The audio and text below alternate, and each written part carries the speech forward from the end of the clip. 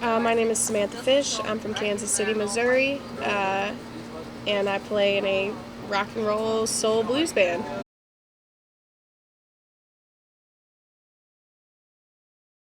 Well, I really fell in love with them. I was walking in Helena, Arkansas when I was like 18 years old for the King Biscuit Blues Festival. They got this like midway that you can go down.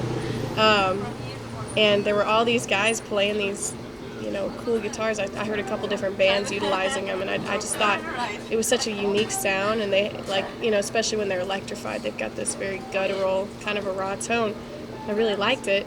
And then years later, fast forward, I came back to actually play the festival with my band, and I saw some guys selling them on the street, and so I picked one up and started messing around with it and adding it into my show.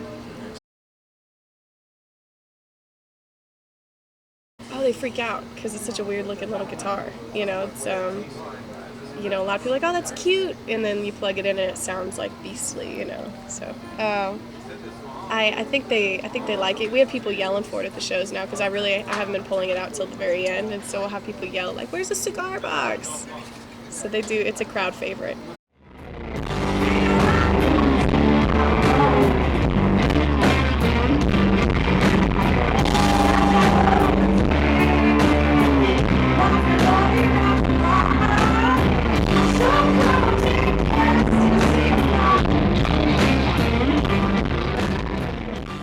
And it's funny, they're unique, and they've got a big, powerful sound. It's just kind of interesting how people really connect with it. The fans love that guitar.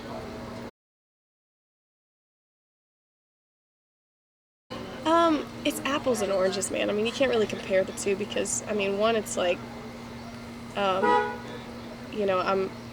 I'm still implementing finesse when I play the CBG, but it's definitely a little more of a ham-fisted approach just because I'm making it, the strings are so high off the neck. It's not really something I can play a lot of lead guitar on, so it's, slide, open chords, but, it has such a cool effect that you can really put it on these swampier, Mississippi songs, and it comes across really well. Whereas like I might use my Jaguar on a pretty R&B song, I could never mix the two or trade them, trade one for the other on that song.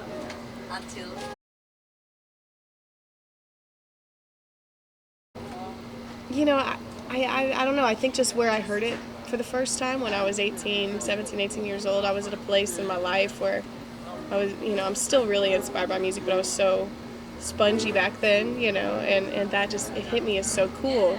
So I guess it's kind of nostalgic for me in a way. It's like a thing I loved when I was a teenager, and so I get to kind of throw it in the show now, and it's sort of a throwback to the things I liked then, and I still like it. But yeah, I guess it's a little nostalgic for me.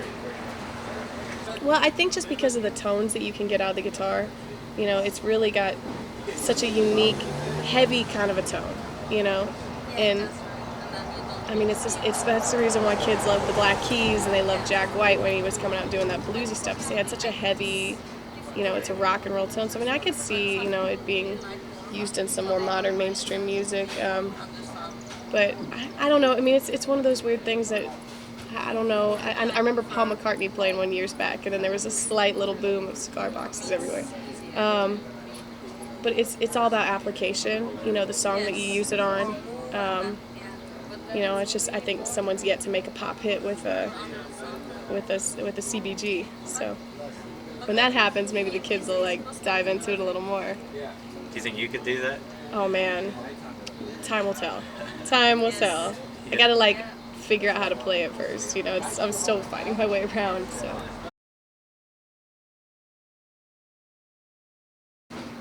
I think just finding different approaches to music in general is good for kids.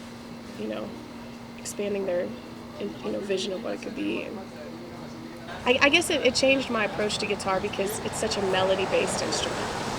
There's not a lot of monster crazy lead you can do. I've heard some people do crazy stuff, but for me it's all about the melody and the riff. And so it gave me a different approach in that way.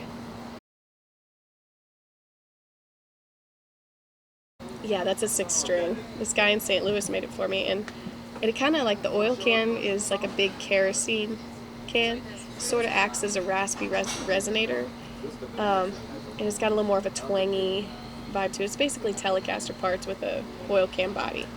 And it's pretty cool. It's 6 strings. I also tune it to open G, and it's got a unique tone.